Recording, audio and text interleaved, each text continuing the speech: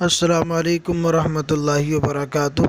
دوستو، استقبال ہے آپ کا ہمارے یوٹیوب چینل نوری سفلی عملیات پر۔ ایک بار پھر حاضر ہیں آپ حضرات کی خدمت میں اور لے کر حاضر ہوئے ایک پری کا آسان عمل۔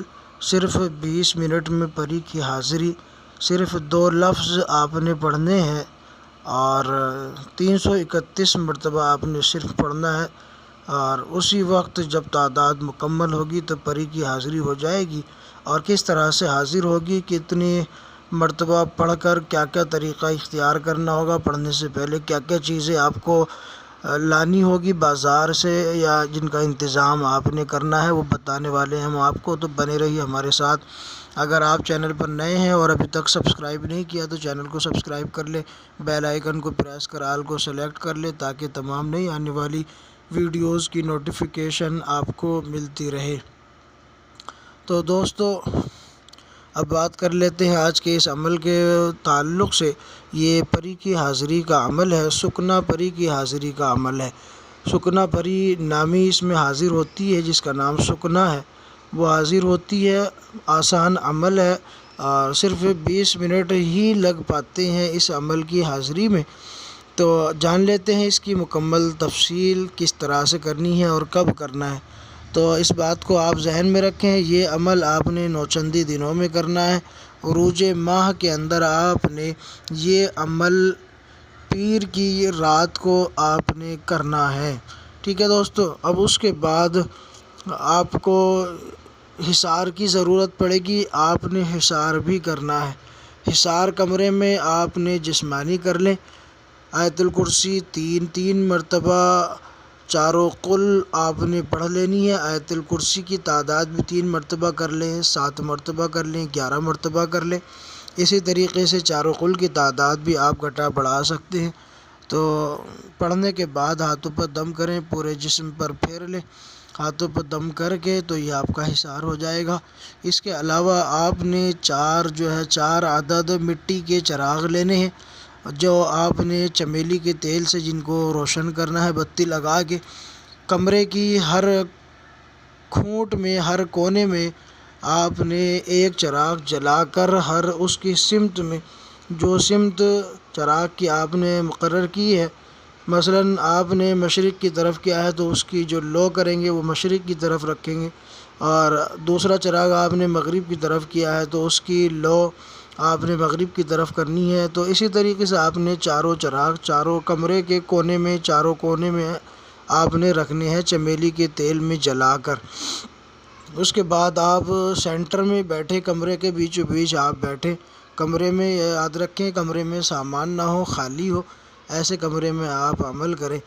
تو سینٹر میں یعنی کمرے کے بالکل بیچوں بیچ آپ نے بیٹھنا ہے، اور بیٹھنے کے بعد آپ نے اس عزیمت کو پڑھنا ہے جو عزیمت اسکرین پر آپ کے سامنے موجود ہے۔ تو یہ عزیمت آپ نے پڑھنی ہے، میں اس کو پڑھ دیتا ہوں۔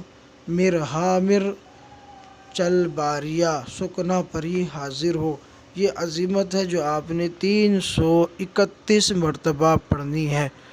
اور آپ دوران عمل اپنا رخ قبلے کی طرف رکھیں گے، یعنی کعبے کی طرف، جس طرف نماز پڑھتے ہیں کھڑے ہو کر اس طرف آپ نے رخ کرنا ہے، اور اسی رخ پر آپ نے عمل اپنا مکمل کرنا ہے، اسی رخ پر آپ نے شروع کرنا ہے۔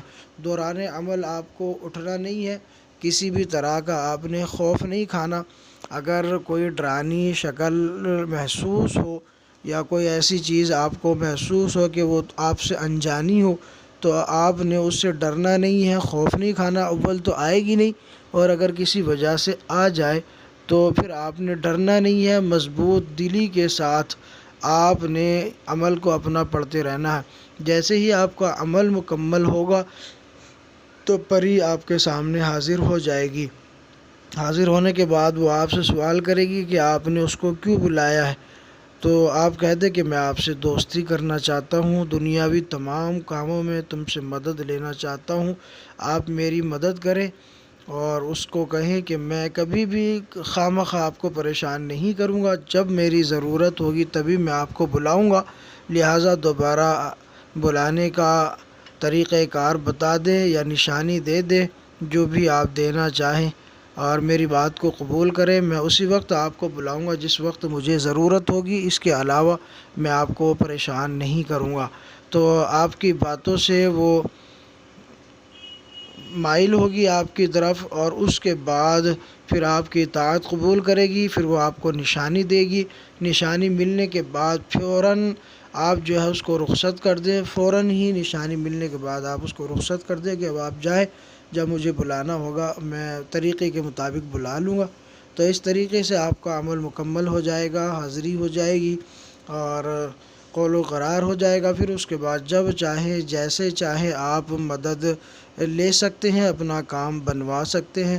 آپ کا کام 100% کرے گی، اور جائز کام تو آپ کا 100% کرے گی، اور 24 گھنٹے کے اندر اندر آپ کا کام کر کے دے گی۔